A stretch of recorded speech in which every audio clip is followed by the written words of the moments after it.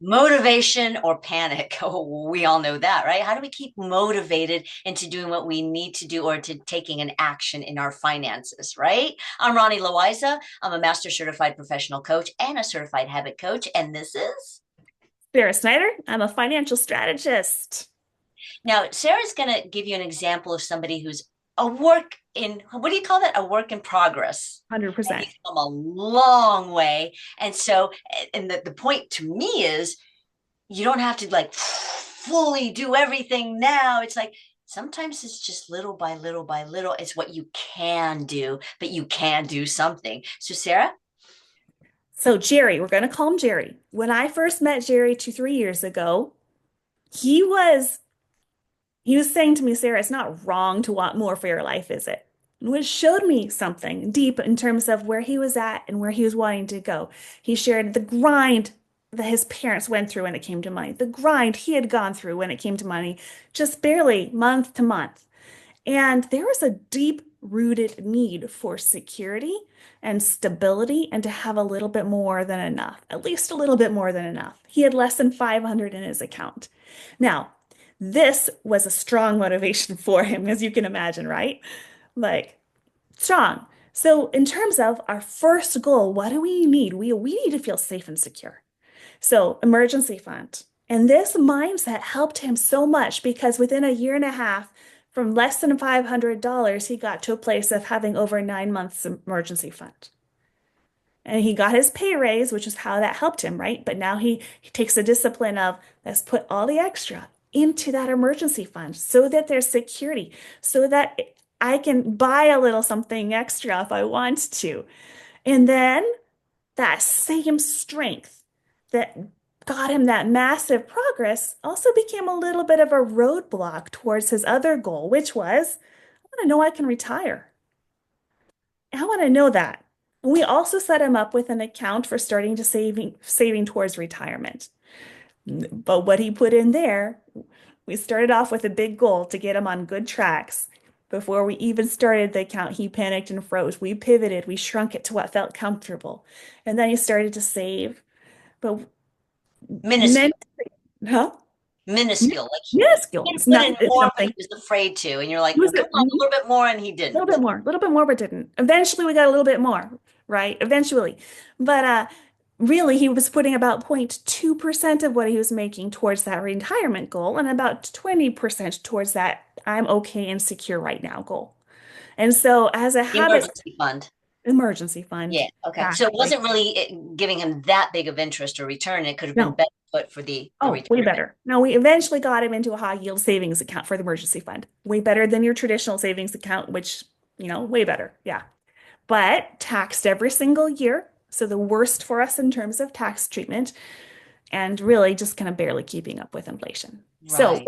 Ronnie, as a habit coach, as somebody who understands, like he's got motivation. The motivation was super strong for that emergency fund for being okay now.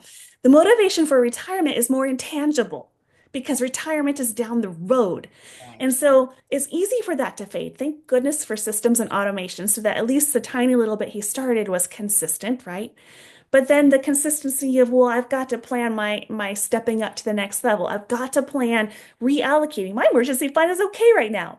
How do I reallocate now what I'm saving there towards saving towards retirement or other types of goals?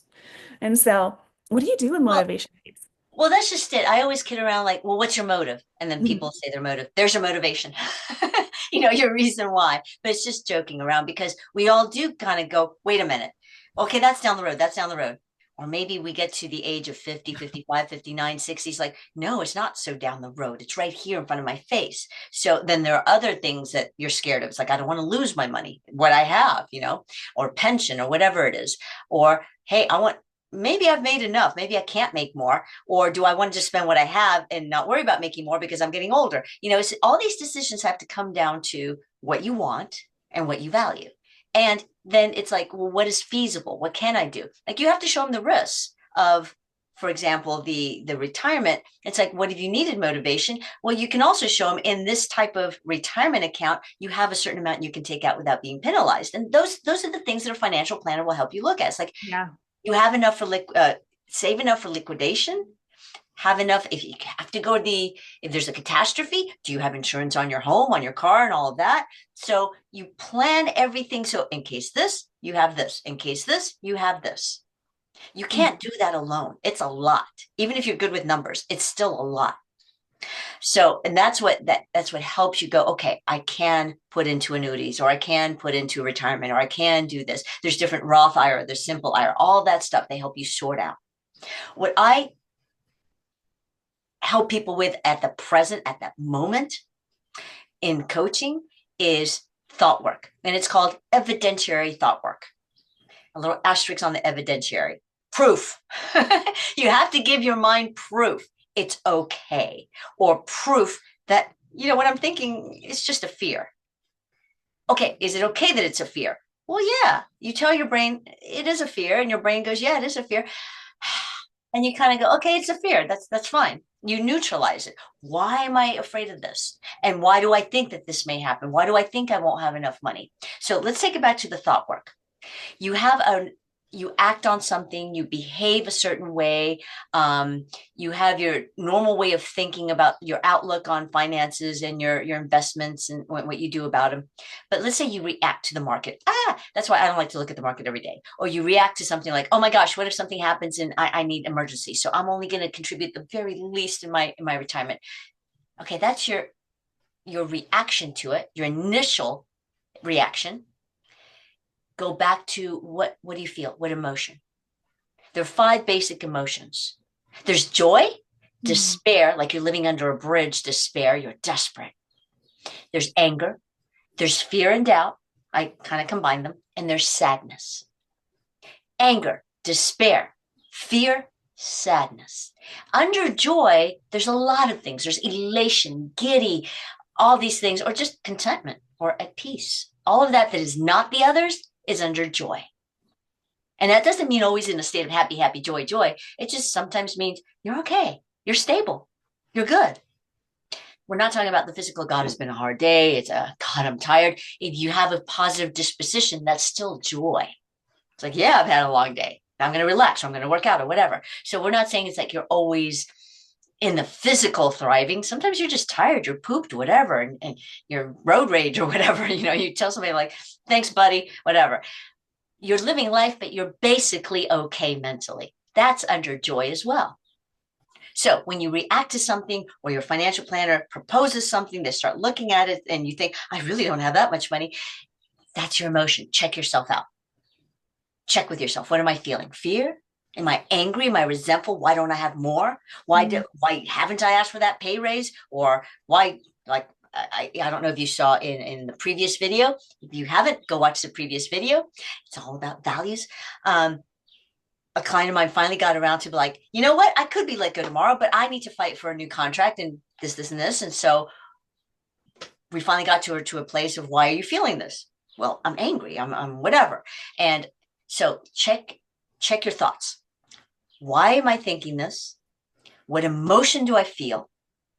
We're working backwards. And then, okay, whatever emotion you feel, if it's fear, you might feel despair. Is it really despair? That's a hard word. It's like, is it really despair? Or is it panic?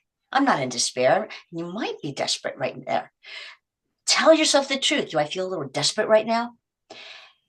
Your thought will tell you, do I honestly feel desperate? And then talk to yourself. Is it really that I'm desperate? Am I desperate? What is my status right now? Do I have a reason to be desperate? Probably not. And if you are, let's do something about it. Can I call somebody for help? Do I have the support system? Can I talk to my spouse about this? It's amazing how many couples are very tight and open, transparent in their partners and their finances. At the same time, it's more amazing to me. I almost said amazing, then I went, more amazing to me, but not really, because I see it all the time. They can be intimate in the bedroom, but they can't talk about finances.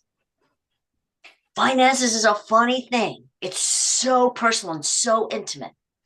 So ask yourself, why am I thinking this? Is it a true thought? Is it a half truth? If it's a truth, it's a truth. But you can change your emotion by telling yourself another thought, not a false thought, not a happy, happy, joy, joy, click your heels 3 times, positive Pollyanna, everything will be okay. Oh no, I'm fine. If your brain tells you, no, I'm not fine, tell yourself, I'm not fine. Why do I think I'm not fine? And go down there. Okay, I have reason to feel like I don't have enough money in the bank. I have reason to feel that, which is why I feel this way. Do I have enough? Do I have somebody I can ask for help in looking to see if I have enough? Yes. See how that changes that fear into, okay, I have reason to fear. You process that fear, you admit that fear. There's nothing wrong with that fear. It's Yeah. just a fact, you fear. Okay. And Yeah. then you tell yourself, why do I fear? Well, what am Yeah. I going to do about that? Okay, and just in a quick reaction could be like, okay, there's steps I can take. Good. And that kind of neutralizes it. And then you do the steps that you need to take. Which reminds me of Lori, a client where not her real name, but she was told by her other financial professional that she'd probably have to work full time until 67. Her husband was 9 years older. She wanted to retire early to spend time with him. We took a look. What do you have? What are your goals? What could you do part-time? And in the end, it looks like we could probably get her retired kind of part-time within a couple, 2, 3 years, and then go full-time by 65, and then be able to, rather than to 67. And it was that exactly what you were talking about. Like, let's have You somebody mean else full-time retired? full-time retired, sorry. Mhm. Full-time retired by 65. Uh, let's have somebody else take a look. Let's get a second opinion. Let's look at where we're at. Do I And could have she do it? Could she early? do it easily without like too much stress? And I'm working overtime all the way till I'm 65. Did you It's find going a to way be to make working it easier? similar to what she's doing. And then she's going to be going part-time as well before 65, probably 63 or 62. And that Uh, worked for her? Like she felt at ease? Like, she yeah, feels at ease. She's like, I don't need necessarily to have a ton. We are going to be okay with less. I want to value. I want to spend time with my husband, right? And so long as we can do it and we're not going to be straining, um, but have more than enough still because simplicity of life is fine. They like to go on their hikes together. And so, but then what I'm hearing you say is a part of that, the important thing then in maybe is it remotivating? Is that staying consistent? Simply a pause, a check. Let me see, why am I feeling this way? What is it that I'm really feeling? Is it really true? Can I have support system to talk with me about it? Is that kind of what you're talking about there? it's interesting how you say motivating because I don't think of the word motivation when it comes to finances. Hmm. But what do you mean by motivation? The ability to continue on towards maybe a specific goal or outcome or Oh, financial situation. got it. Got it. Got it. So it's not necessarily a daily thing. I hear that. Um, I was asked to speak at an economic forum one time, and I was like, "Oh my God, I'm talking to people like Sarah. I'm talking me." Well, I have to use a calculator. But my thing was, it was about what do you how to look at retirement in a different way, redefine retirement. And this is just an example. This whole session or this whole video is not about retirement, but this particular thing was about let's redefine retirement. What is midlife? Midlife in my grandparents' day was in the 20s. In my parents' day, in their late 30s. They had kids in their 20s. They were going to midlife like, oh my God, I'm approaching 40. And so midlife to me now, because of my mindset and generation, was 55. And I'm like, I'm 59. I'm like, I don't feel like an elder. I don't feel like a senior. When I got that first, hi, why don't you join AARP? I was like, oh my God, no. Realization sets in. It's like, I don't feel it because our generations are differently and we're working longer and we're going after new careers and new vocations. There's a point to this. We're redefining what does retirement mean? Because a lot of people, and I heard this before going to this forum, thank goodness I heard a report about how a lot of retirees are not too happy with their retirement. They're not out golfing every day. They're not like thinking going on a cruise all the time. They're picking back up and doing a second gig or a new vocation. And that's more than just volunteering down at the Y or volunteering somewhere. They're really getting into advocacy and volunteer organizations. It's a job. You're just not paid for it. People are starting new businesses or buying a franchise at the age of 65, 66, 70. I have clients that are in their 70s who are now in a new career. Yeah. So my point is when you redefine your goal, and what you're going toward, you really have to identify what you want. It may not be what you thought working toward that goal is. I certainly didn't think about retirement or savings in my 20s. I was out shopping.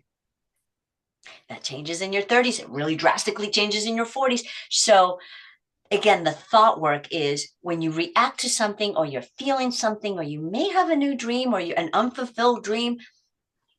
Okay, that's what you're thinking is an action. Thinking is an action. Okay, why? What's the emotion? And why am I not acting on it? Are you angry about something? Are you in despair? Are you feared? Do you have a little doubt? It's like, can I really do this? I know a lady who went in, she was not a client, but I know a lady who was in the corporate world, and she decided to early retire at 55, and she was doing great in this company, moving up, and she decided, I'm leaving in 6 months. Like, why? I'm happy. I can retire my pension, blah, blah, blah. I'm giving you all this notice so I can train whoever it is and leave everybody happy. And she became a documentary film director. She was in the Mm. corporate world. Yeah. Yeah. And she No, just come up with her first film. So my point is think about your emotion and let that start driving you with your thought. Well, what thought drove that emotion? Doubt. Okay. Just a quick one. You don't have to sit there and do a whole dissertation and go to therapy to find out why you felt that emotion. Or why do I feel a little fear? Well, because is it really real? Well, why wouldn't it be real? And then you can start from there, redefine your purpose and start reframing things. Maybe your outlook will change as time is changing. Just like, go ahead. what percentage of our actions are driven by our subconscious thought? And our subconscious thought is still a thought, and your thought drives your emotions, and your emotions drive your actions or your inaction or your behavior. That's exactly it. So evidentiary thought work is backwards. What's your action, reaction? How have you always acted? How have you always behaved? How have you always handled your finances? Things like that. I went from my 20s into buying shoes into now I'm investing, so your Right. actions change. So yes, we work backwards. What am I doing? What's my emotion behind that? Yes, the emotion. And what subconscious thought is there? What made me think that? What made me think that to feel that? That's exactly it. And how does that impact your overall well-being? Oh, everything. It's funny because, again, I was working with another client. It has nothing to do with this. It has to do with health. She is too busy taking care of her mental health to worry about her physical health. I'm like, okay, let's imagine that there are two trees. I'm sure you've seen this in nature at some point. There are two trees that when they're young, the trees start intertwining and it looks like one tree. And you go up to it and they're like, that's two trees. Have you ever seen that? Yeah. Where they kind of morph. That's your mental health and your physical health. Now, this is her case. She's like, but I'm too busy to worry about my physical. I just don't think of it. I'm like, okay, so throw that out. Instead of one being too busy for the other, and okay, whole coaching and all that, can you start? And we got to why she felt that way. And we got to the nitty gritty of it. What emotion did she feel? She felt like, she said, I have to take care of my kids. She loves her children. I have to take care of the family and get their lunch ready and feed them breakfast. And by the time they're out the door, nobody's fixed me breakfast. So she grabs that pastry and runs. So she goes to the office and they always have like treats and donuts, or she'll get a lollipop. Why? Because they're there. And bottom line was her thought why is I wish somebody were taking care of me. So she's Yeah. too busy to take care of herself and no one's taking care of her like she takes care of everybody else. Yeah. So I invited her to start thinking of it doesn't take any more energy of knowing that what little thing could she change? That thought is no one really taking care of you. And so she was like, yeah, people do take care of me. So she started thinking that. And then she's like, well, I can take care of myself. I know I can, but it just feels like, why doesn't somebody take care of me? So we have to change that thought into something that would neutralize it. Hmm. And her neutralizing it because she's like, I'm just not there. It's like, no, it's going to take a long time. You didn't get to be 40 something years old to develop this mindset overnight. So back up. The last time she really took care of herself was about 5, 6, 7 years ago. But that was before 4 kids, right? So it's like she will ask for help, she will ask for support, and also just the minimum. When she goes to the store, we found out she buys everything for her kids because they're going to eat healthy and nutritious. But at that checkout line, that's where the sodas are and the crap candy is. And she always got them. And it was like retaliation, even though that's what's causing her to gain weight over 5, 6 years. Yeah. So she's going to put as her screensaver on her phone because that's what you have when you go on the checkout line. She's like, well, that's fine. But it's while I'm waiting at the checkout line that I see all this stuff. She's going to put on her phone, me first, just as a reminder for when she goes into the store, she sees that. She's going to grab what she needs to eat that's healthy, then shop for her kids. So by the time she gets to the checkout line, if she still wants to grab those Kit Kats or Twix, she's a grown woman. But at least she picked what was for her first. Mm. When she's gonna make breakfast for her kids in the morning, she's going to decide what she's going to have first, then make breakfast for the kids, and then they're out the door. It Yeah. doesn't take any more time than grabbing that pastry, Yeah. but it's starting the mindset. We finally got to the nitty gritty of why. Why Hmm. do I behave this way? Because my feeling, it wasn't resentment, but it's more like sadness. Yeah. Why do I think that? No one's taking care of me. Yeah. So you have to tell yourself, maybe it's in your finances. No one's taking care of me and I'm taking care of this whole household. Is that true? So you have to go back and work with thought work. Why am I thinking this? And is this true? If I'm putting all that into retirement, Jerry, and what if like a tornado hits my house or there's flooding or whatever? Okay, that's a factual thought. Let's find out if that's really the case and where you can protect yourself. Hmm. So good. So good. In our next episode, we're going to take a look at some step-by-step formulas.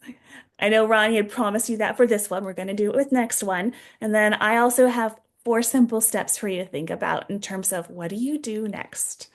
Yeah, we're going to wrap up the whole series with actual tangible steps that you can write down or we can send to you. And in the last video, I said, oh, I'm going to have the habit step. That's for the next one. I got ahead of myself. Thank you so much for joining us. Please use the links to talk to us about your particular worries or questions or desires in your finances. So for myself, Ronnie, and Sarah, until next time, and find us as well. ciao. Look for that next email.